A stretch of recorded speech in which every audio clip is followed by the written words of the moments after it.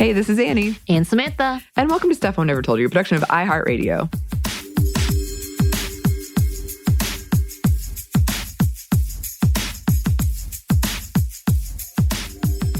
And welcome once again to Sex and the City Watch Party with Sminty. Yes. Here we go. We are on episode 10. We've made some progress of the 94 episodes. You know what? We're closing in of season 1. Okay.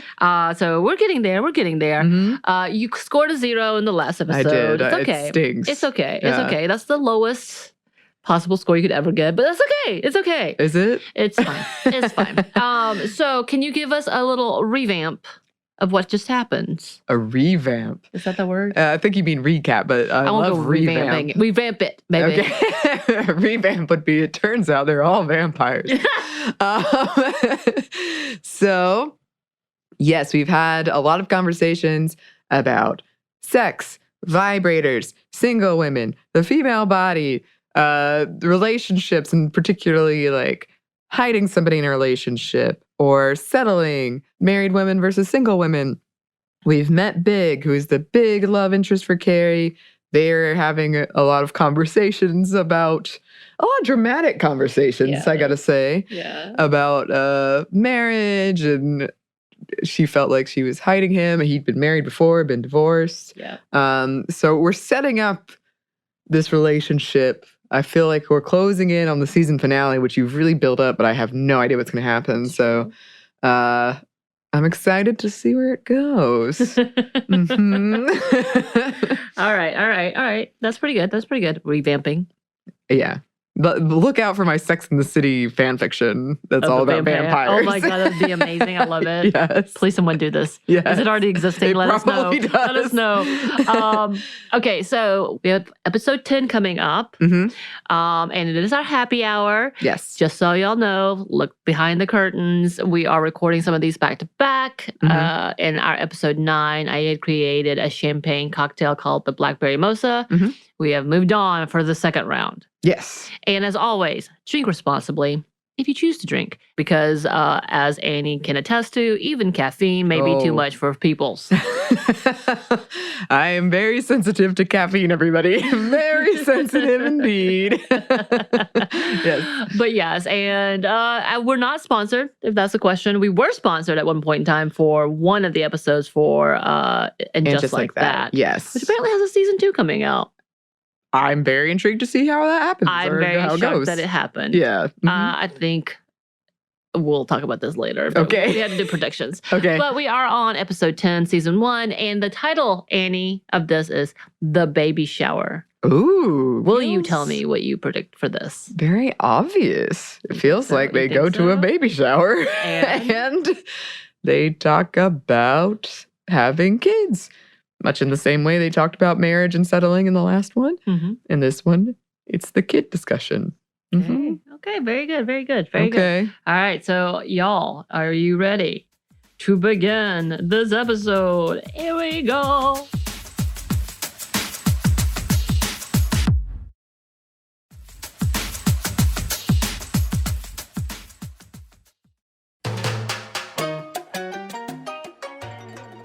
There's that hell on earth that only your closest friends can inflict on you.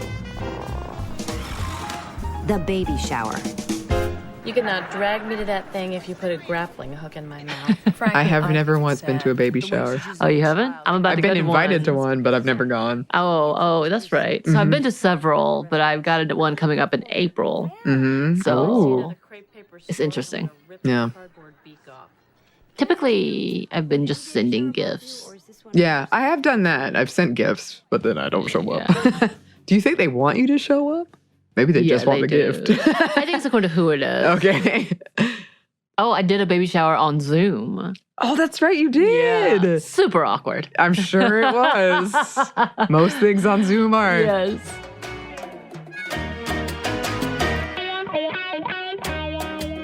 Samantha and Laney had a long-standing rivalry. Both wild, both sexy, both incredibly insecure.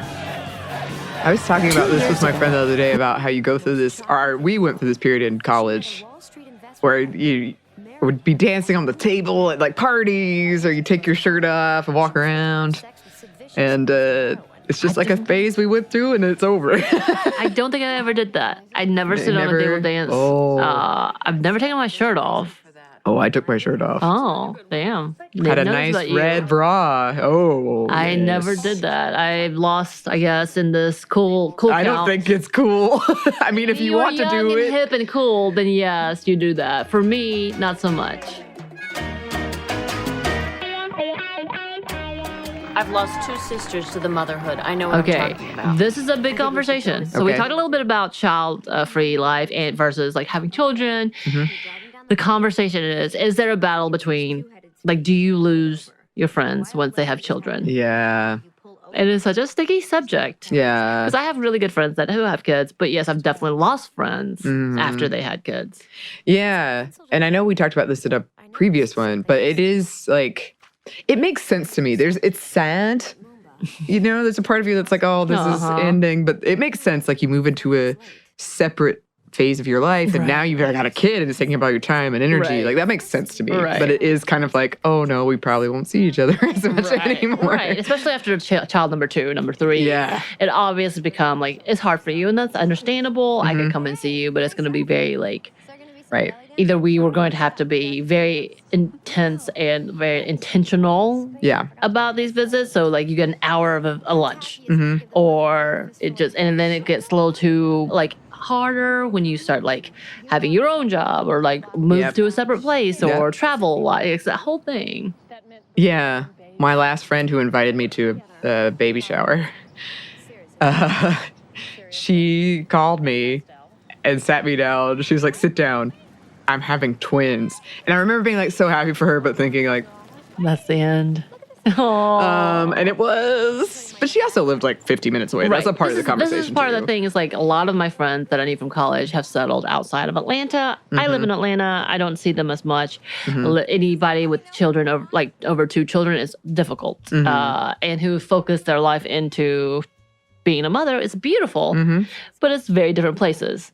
Yeah. You become 2 different people, essentially. Yeah. And so it feels like. I mean, and I've had friends who I've managed to like, we've stayed close and I've met their kids and their kids are super nice. So it's not like impossible, but it makes sense to me that it's harder. Right. And you're just in different places of what you're thinking about and what your life is.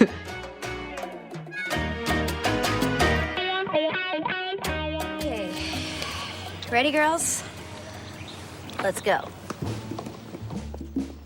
I do love that they come in as a posse and the cool city kids coming into the suburbia. You and I were just talking about this, Samantha. Like, you got to have your crew when you're going to a party. Right, yes. Somebody you're going to show up with. Yes.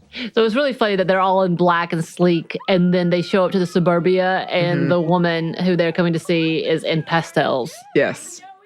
Also, I love Samantha's wearing like an interesting halter crop She top did this situation. on purpose. She wanted to show off her flat tummy. Yeah, that's right. Yeah, that's always strange too. Those kind of comments like, "Oh, I've moved on to a better place. I've grown up." Yeah, exactly. You're still living in that young lifestyle that you don't fit into anymore. And to be fair, I feel that. Yeah, no, I do too. Like the life that I have versus the life that my sister or my siblings had at my age are so different. Yes.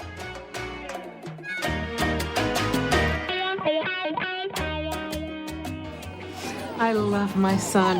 Andy is 11 months old. He is a god, and I tell him so every day. I will say in this level, 1990s, early 2000s, especially 90s, it kind of started the whole like participation trophy level of like, we need to encourage all the kids that they are the best. Oh, yeah. And like that coddling level, it went past the boomer where you like disciplined everybody to hell and back, and then it was abusive. And like keeping your children in line to coddling and absolutely telling them they're the best and you can be anything you want and all these things. Like, that's not true. Yeah. That's not true. You know, to where we are today. Yeah.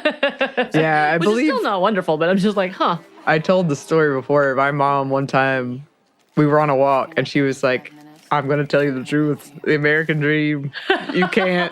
Not everybody can succeed. And I was like, damn. Thanks, Mom. But yeah, this kind of is that level of like, if you have the perfect house and like seemingly like you can have that perfect life and you are the most amazing child. Yes.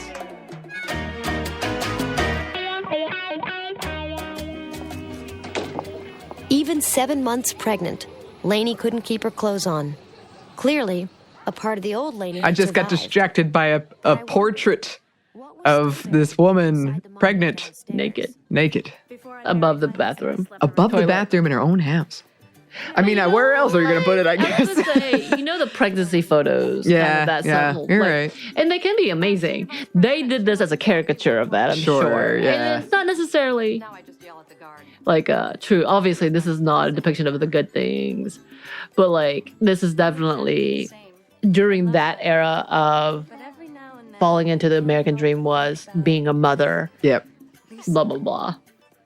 Man, I went to a party like this once too where I was the only single person. And it became very clear that they all thought in the most benign, nice way that I needed to. Yeah. I just had to find the right person and move on. Oh. I was like, oh. I've been to a few parties where it was like I was a single person to a couple party. Mm-hmm. Of course, I've been also excluded from parties that I'm Yeah. like, I know everyone there, but I can't come because I don't have a someone, Mm-hmm. which is obviously like one of the weirdest things. Like, why is that such a thing? Like, I was friends with you. Like, y'all can't talk to people separately. Right. It has to be coupled up. Like, Yeah. it's such a weird concept to me. But this is kind of that era as well, like the perfect hood, like being an adult means, which is what we were like, what is this? Because we came out of that era. Yeah. Specifically, like, and for me specifically with my own family, seeing that as a constant thing, you need to be married by 21, Mm-hmm. start having children by 24, Yep. get that giant house in the Yes. suburbs with the perfect school. Mm-hmm. Yeah. And I feel like I've had friends who made it. It almost felt like they were trying to justify to me like the opposite thing. Like Yeah. they weren't partying anymore and they weren't doing this stuff, but my life is so good now and I love it. Yeah. I'm like, if it is, there's no judgment on my end. Right. Like if you're happy, that's great. There's no part of me that's like, oh, you're not going to club anymore? Oh. Right, But they right. felt like they had to justify themselves to me or Right. something. And again, when things like that happen, that's what puts the strain of like, oh yeah, we're very different Mm-hmm. and this is going to be awkward. Right. I can't believe you're freaking out over a name. I mean, you're not even pregnant. That's not the point. What's going on? She stole my baby name. You bitch. Let's go. So this is one of the also classic tales. Did you have this conversation? I picked out a child's name, Oh, yeah. I had 3 children's names. but I shared them with friends, and I'm like, you can't use these names. And we all had that, Yeah. and I was like, and that's the tragic women against women battle of like, but then you stole it? How dare you? Even though I Yes. may never have those children. Yeah, so Charlotte told this woman her baby name, the name she wanted to give to her future baby, and she named that. That's her name she picked out. She may, yeah. Yeah, and Charlotte's very upset and says, "Oh, I should have had a baby earlier." Baby showers always leave feeling depressed. Baby showers always leave feeling depressed. Is that your experience? No, I'm really just grateful to get the out. I also hate all showers and weddings and such. I don't love them. Yeah. There's only been 1 or 2 that I've actually really liked. Yeah. My cousin invited me to hers, and we were not close. Like, not close at all. Yeah. But I was so flattered. I was like in high school, and she gave me some wine. But it felt like such a pity invite. Like somebody pressured her to invite me.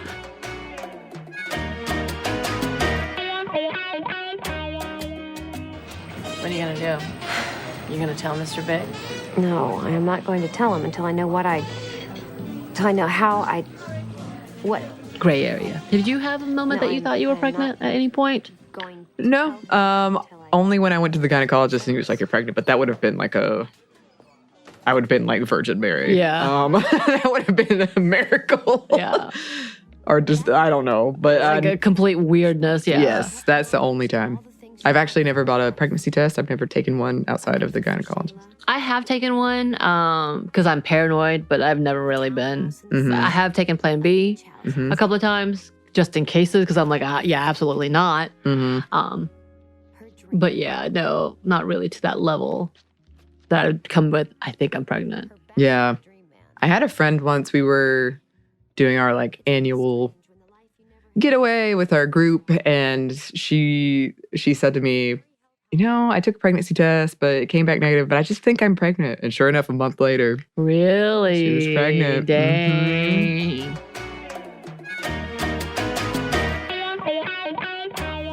Sweetie, I just spent $395 on a pair of open-toed Gucci's last week. This is not the place to be frugal. All right. Well, what about this one? Oh, first response. I remember first response. I had a very reassuring moment once with first So response. she's now buying pregnancy tests and condoms just in case. With a here's hoping. Which is funny because I think, when was it? They started putting all those things behind the shelves, like behind glass. Yes. You have to request them. It feels like a whole different level, but I think people were stealing it out of shame. Oh. Yeah. People were like shoplifting it because it was Yeah. like a shame thing, so they would rather shoplift than actually buy it. Yeah. So it was high targeted, but also there's still like a level of like, why? You have to there's- ask and request it. Yeah. That's such There's- a level. Or like a level of judgment and stigma around it. Right. A lot of these, in heavy quotes, feminine products. Condoms too are behind. Condoms. And I feel like buying like tampons and pads, they're not behind the counter, but it's still very like Shame factor. You're trying to hide it behind things. Sometimes I would purposefully find if there's a woman cashier, I would go to her Yeah, and me not too. the man. Me too. See, Samantha did something only Samantha could do. She threw an I don't have a baby shower to let everyone know she was fabulous. Great to see you. So Sam being Sam decides to throw away I'm not a pregnant party. Which, to be fair, again, this is my whole thing about like I'm not getting married. Still, I'm not getting married. Shower. We will throw you a party. Oh, she showed up. The pregnant girl showed up to Sam's party, Oh, that's ooh. and she's trying to pretend like it's 1980s. But I also like her outfit went from pastels to black leather Yes. when she came to the city. Yeah. Yeah. She saw them at the baby shower and was like, I gotta get in this Matrix posse.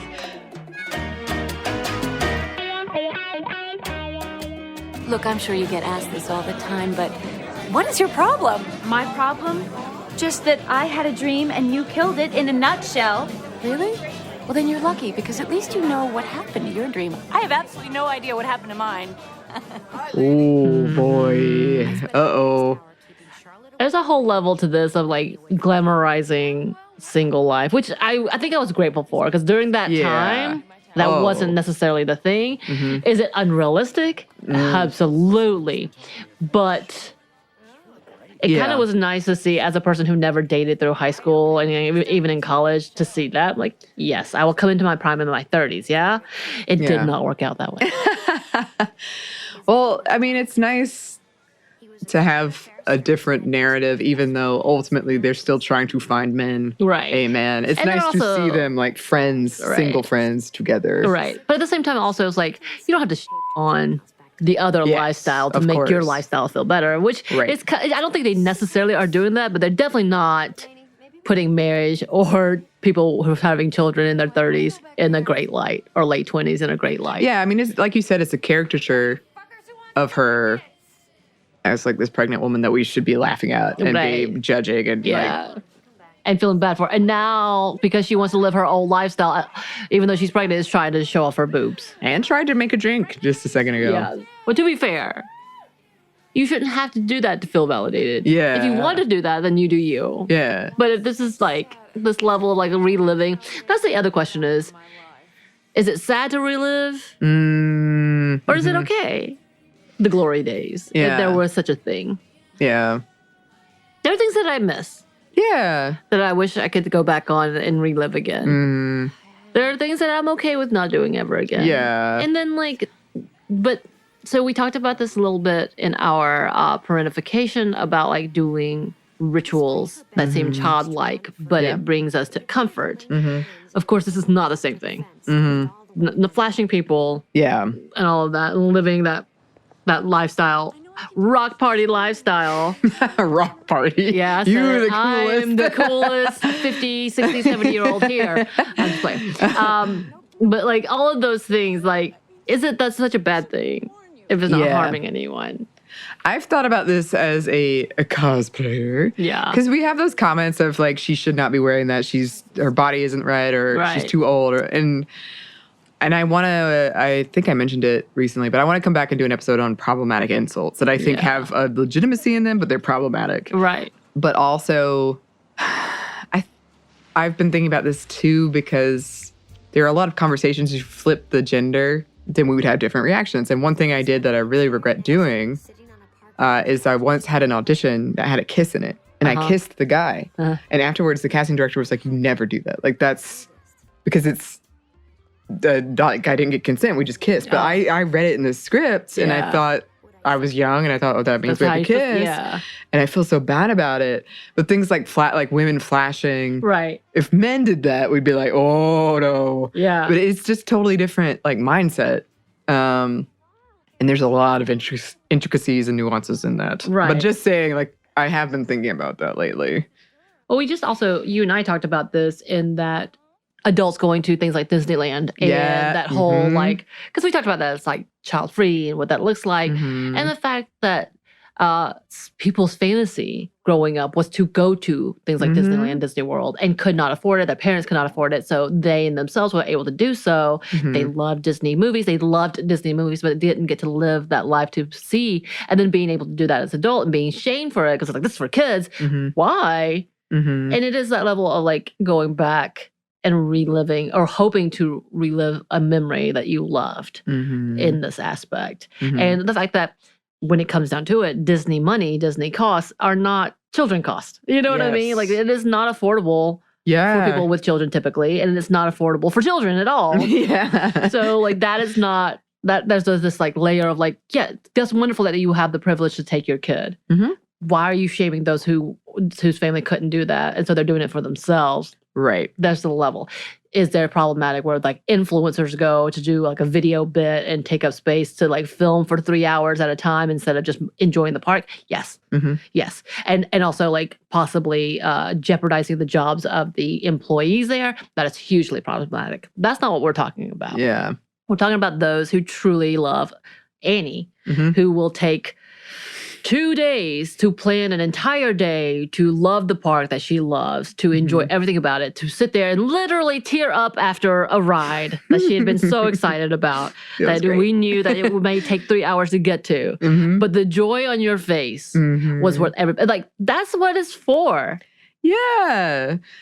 Yeah, and I think I feel like we make this point all the time, but I stick by it. Like, if you're not bothering anybody, if I am doing my own thing and I'm not messing with you, then I don't see what the problem is with me having like my child at heart. Having this moment. And it is, I mean, we talked about it briefly in a Monday Mini where we were talking about the pressure of especially women and mothers to plan this perfect trip, and it's so expensive and there's all this expectation on it. It's just stressful for everybody. Right. But if you go as an adult and you have money, and it's nice. Yeah. It's nice. It's nice. And that's the thing is like, we can't hold that over our parents' head because they couldn't afford it. No, and it's expensive. Yeah, there was 4 of us. There were 4 children, 2 adults. 2 adults is like $2,000 essentially. So I can't imagine outside of that. And then food and all of these things, and then kids begging for things, like, and nothing they have there is cheap. No. So we should be talking about why that's so not affordable, but that's a whole different conversation. But to allow people the joy to do these things. But again, not the same thing what we're talking about in the Sex and the City, because she was trying to relive her days. And to the point that it's okay to grow out of it. It's okay to be uncomfortable today of like the things. You're not going to stand up on top of a table showing off your red bra anymore. Yeah. If you did, you do you. As long as you're in an environment that is consented. Yes. But like all of those things is like, okay, it's not bad to relive your past. I miss some of the things in college. I don't miss all the things. I think we did have a reunion and it wasn't wonderful. One of them wasn't, but some of the others were. And that's great. We grow apart. That makes me sad. but that's also what it is. Like, what does that look like today? And it's hard, especially if you live in a completely different city, completely different area, have completely different schedules. That makes it a little harder. And it doesn't mean that it makes it, like, I just saw a good friend of mine that I don't see more than once every year, maybe, or maybe sometimes every 2 years. But it's beautiful when I get to see them. Yeah. And I don't talk to them every day. I might talk to them once a month. Yeah. But it's still wonderful when we come back together. Like, there's sadness to it, but there's still, it's not as bad. And again, like, I think as much as, I think Sex and the City did an amazing job for me as a person who did want to seek relationships.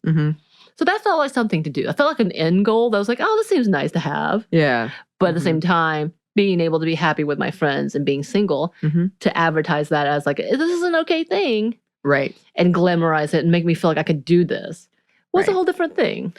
Yeah. I mean, for sure, because I think the main relationship here is between these characters. Yes.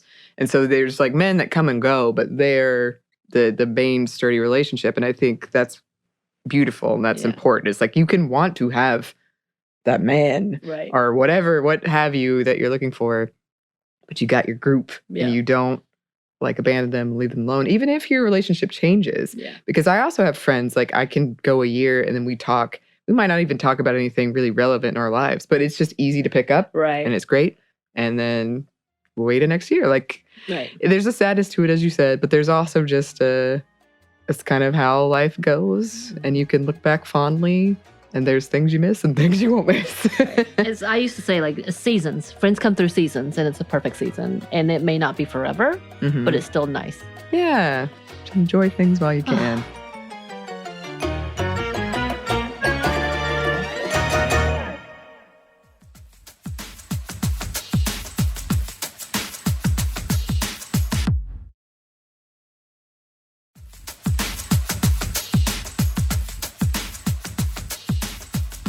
All right, Anney, you got a much higher score on this one. At the very least, you did talk about children. There was a baby shower. Like, I will give you all of those things in the comparison of women and children versus women's singlehood. I will give you, in my score, of 8 out of 10. Okay. Okay? Nice. Better than 0. I think I did the percentage before there. Yeah, you did. I like that you're switching. I'm going to give you stars sometimes. It's going to happen. I'm going to give you a smiley face, frowny face, slight face. Today is 8 out of 10. Good job. Yes. Made up for the 0. Good. Whew, I'm very competitive, so this is exciting. All right, well, we'll see what happens in the next one. In the meantime, listeners, if you enjoyed this or if you might want to be involved, because we were looking at having some listener involvement in these, please let us know. Our email is stuffmediamomstuff@iheartmedia.com. You can find us on Twitter at momstuffpodcast or on Instagram at Stuff I've Never Told You. Thanks as always to our super producer, Christina. Oh, yeah. Thank you, Christina. And thanks to you for listening. Stuff I've Never Told You is a production of iHeartRadio. For more podcasts from iHeartRadio, visit the iHeartRadio app, Apple Podcasts, or wherever you listen to your favorite shows.